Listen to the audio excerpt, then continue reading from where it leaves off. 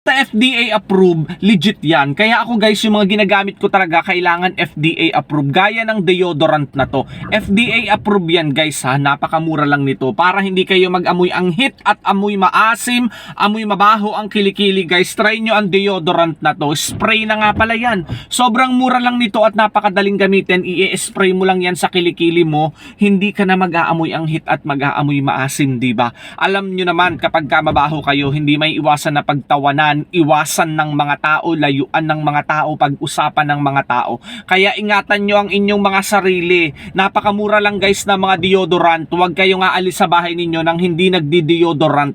Kasi talagang sa maghapon babaho yung kilikili ninyo, aasim yung kilikili nyo. Diba? Nakakahiya yun. Kaya kung ako sa inyo, huwag kayong aalis sa bahay ninyo nang hindi naglalagay ng deodorant. Ito lang yung nagsasalba sa akin sa maghapon. Ayoko nang gumamit ng ibang deodorant kasi minsan pagkalagay mo, pag uwi mo sa bahay, may asim, may ibang angot na naiiwang amoy. Ayoko ng ganun. At yung iba mas nakakaitim pa ng kilikili. So ito napaka-safe guys kasi FDA approved yan. Kaya kung ako sa inyo, check out nyo na. Sobrang mura lang.